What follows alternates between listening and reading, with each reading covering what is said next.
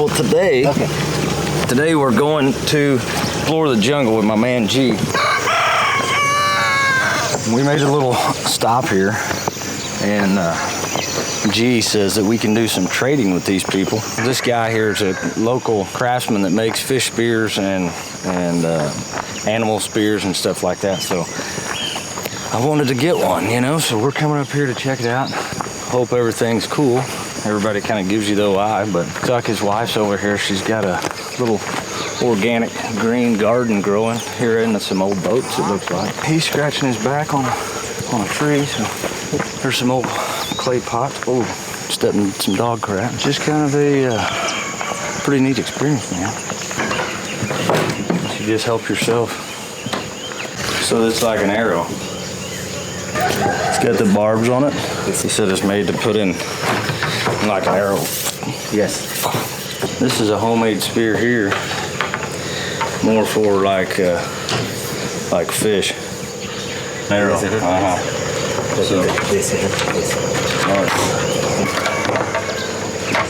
So these are the different arrows. Yes. It goes in the bow, and it's just basically like our recurve bows at home. Shorter draw and a faster release. This is some of the arrows with different tips. It goes on here, similar to a broadhead. Toro, Piggy. Whack. Yeah. This and this.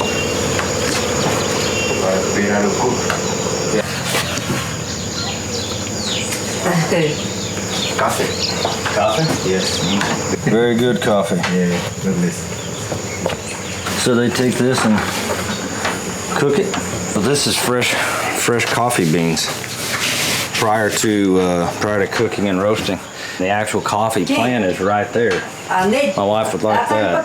So they take the beans, they pick them, they let them dry, then they roast them, and then they shell them, and then they grind it and make coffee. The husband's not here, so we're not going to do any trading. Just let us look at all of his stuff, and what a cool experience, man. I mean, all of these primitive spears and tools, and I just like it a lot. But we'll keep looking around.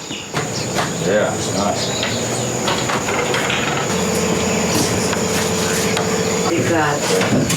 Oh yeah, that's cool.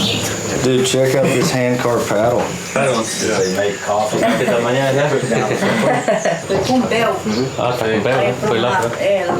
Bom dia. This is, you know what? I want to get this right. Look at the baby ducks. Hello, ducklings. Suca is Portuguese for coffee. Finally figuring out what's going on. This little village right here, this is where they grow the coffee beans. So I've actually never seen coffee bean trees, but this is what they look like. Beans like this. They've got like a half of an acre of coffee bean trees. So they harvest the beans. G says it's some of the best coffee here. So what these people do is they cook it, roast it, shell it, and then they take it and trade it in town. That's those little wooden boats down there. That's where they generate their trade. It's product for product. It's kind of the way things used to be done. I wished I understood more Portuguese so that we could communicate better, but just really nice people, and just really cool to be able to get to come up here and experience this and let them open up their heart and their life and their farm for us to come in. I want to show you this broom right here. Check this out. G doing a little house cleaning here. Nice, G, nice. Yeah. This is the stirring stick. This is where they roast and cook their coffee beans.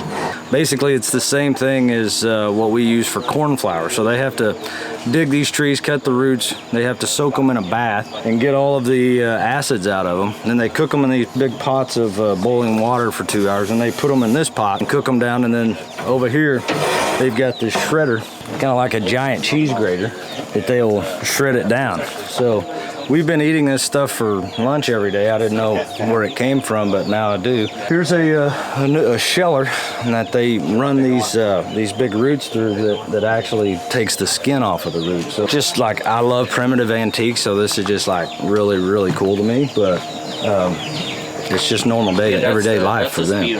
We're gonna check out some Arapaima spears, and then I think we're gonna hop in the boat, move down. I want to show you. Come over here with me. I want to show you this. This is LFG and OSG's combination of worlds right here. So they've got obviously onions, some tomatoes. Not sure what these are coming up. My wife would probably know. She's into this. Maybe looks like a squash. Look at here. Look.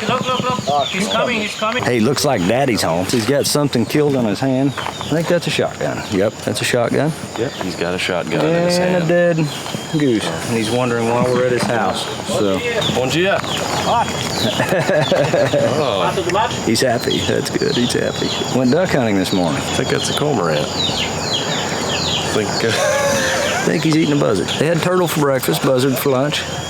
What a cool deal, man. He's got his Bowie knife. He's got his primitive shotgun, his basket. Just sit here and watch this, and it's like going back in time. This is still life, man. This is how people live every single day. They get up, they go to work, they enjoy life. They have no stress. They hunt for their dinner. They grow their greens, they catch and eat everything, and this is just it. This what you see here is life. So it'd be very less stressful. But I think I'll keep my accommodations that we have.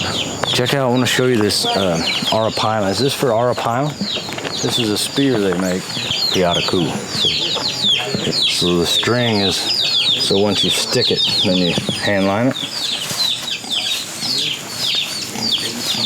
Look, John, big. And they prepare it. It's big. Are we gonna kill him? Yeah. Piaraku. In the water. Yes. And then keep a hold of the string. Yes. Yeah. Wow, that's awesome.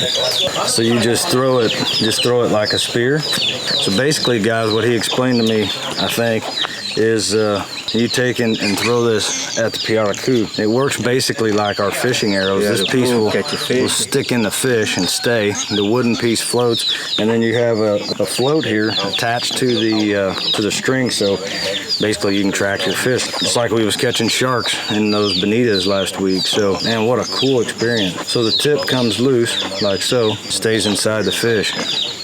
Wow, really neat.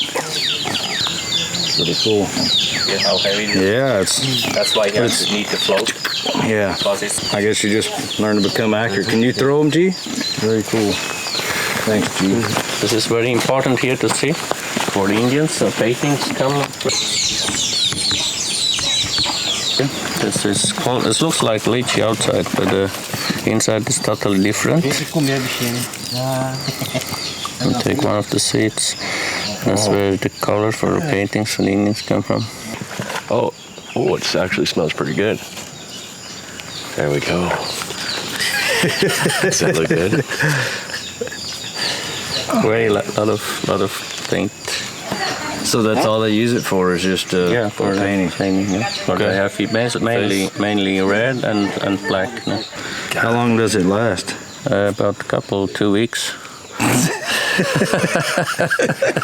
Use fruit like a bait. Ah, fruit. No, he fish in the flood, the flooded area. I think that fishing rods has came a long way since this, but basically I guess you guys got that. But we noticed that we was throwing our banana peels and things like that in the water, and the piranha was just tearing them up. G was saying that during the fruit season, whenever the fruits fall in the water, all the piranha, they come and eat the fruit. So they take a stick or fishing rod, a single barb hook, and I don't know if you can see that, but it's like a brass metal leader. So to keep the piranha from chewing it off, and they just get up in the tree and jig fish and pick those piranhas up one at a time. It's really cool. Totally primitive, man. Totally primitive. I'm loving your war paint, Rackle. Green apple. This is Check this out, Rackley. What is it? Lemongrass. This is the big green apples that you saw hanging from the tree. They're not really apples, but basically these things are like fiberglass. He said they just cut them in half, they clean them out, and they dry, similar to what we would call it gourd, but they're way more fibrous and strong. He said they use them for everything from taking a shower to scooping the water out of their wooden boats. just really cool, man. All they do is pick them, eat the fruit, and cut them in half, and they have their own set of Tupperware. What's the name of that? Kuya. Kuya. Very cool.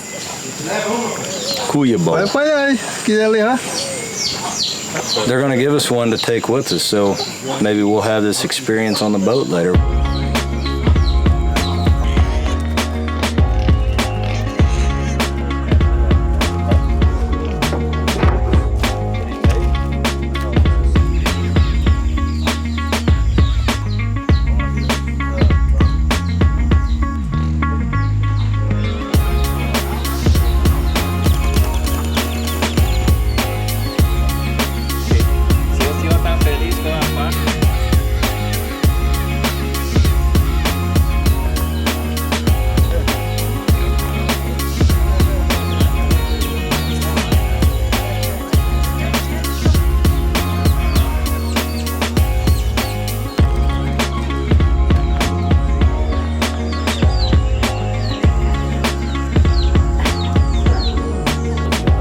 Take this.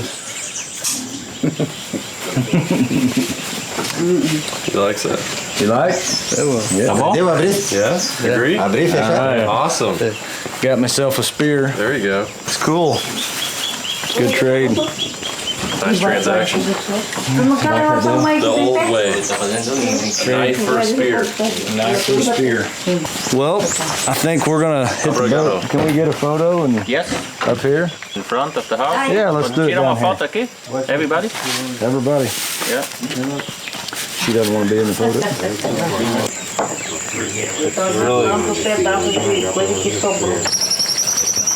That was cool. That was Got me a big old melon. He said he had to have it. Get in the boat? Yeah, and the silver. Oh, Sometimes.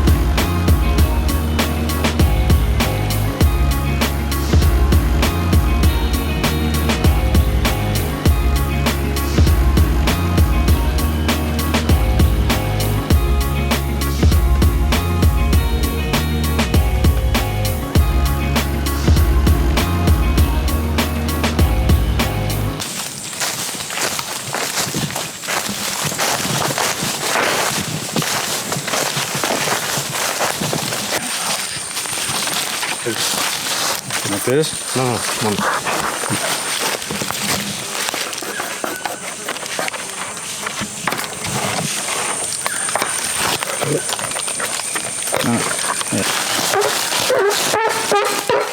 Homemade turkey call here in the Amazon. If I put the leaf towards the camera, it'll bring all the sound right to you.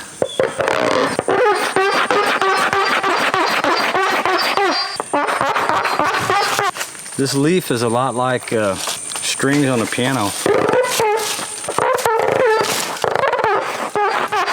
If you want a different sound, use a different leaf. This one will be a high pitch. That's pretty cool. Keeps you off. John. Yeah. Did you bring any cat? Winston? What? Tabasco. I don't have a lot.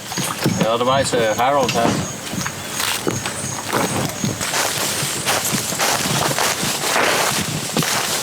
Just cruising through here, and we're all pretty sweaty. This is called a water vine, all right? You hold it up, and the water starts coming out, see? And eventually, it begins to drip.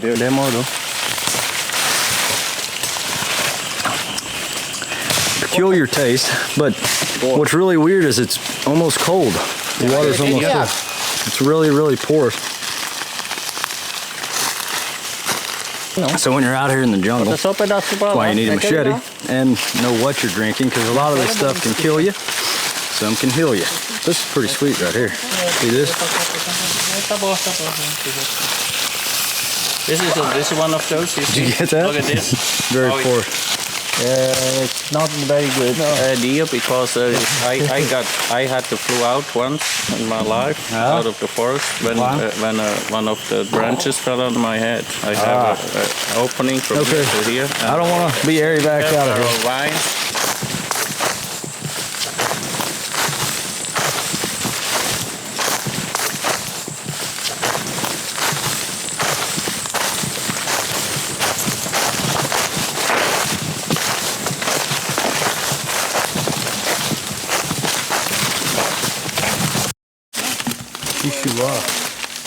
Xixuá.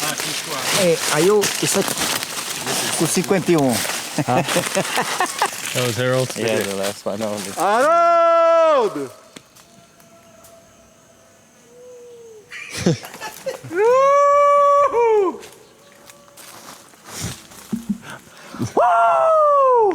That sounded nice and Missouri-like. Ric Flair.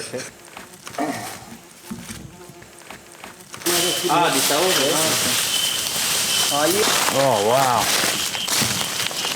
This is a paraffin. Smells good. Smells like perfume. He said this is what they mix with perfume, You can use alcohol for this shaving water, material, or you and they mix it with different scents, and that's what holds the odor.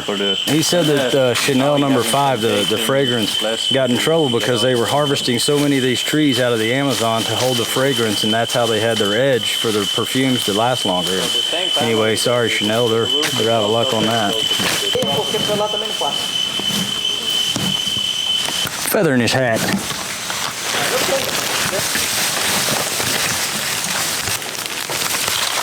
This is some more of the lumber that they cut.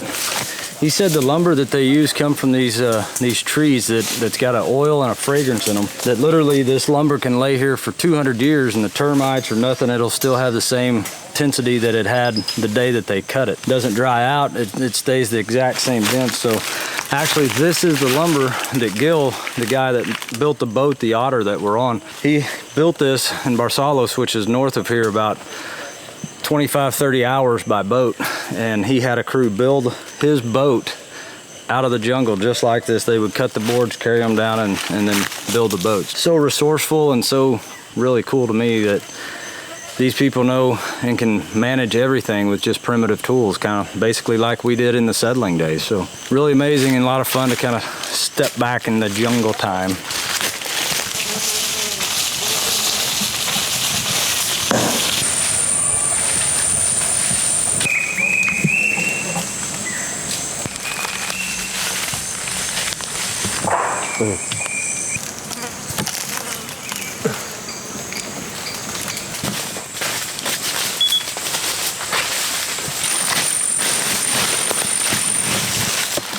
Let's zoom in on this termite. Yeah. See the termites? So he was just telling us that they take these if they're out here in the woods and they don't have. Okay, he's going to be the jaguar. If he's the jaguar and he wants to pounce, then you take and it shakes all the leaves out. Yeah. It scares the jaguar off. That's pretty cool.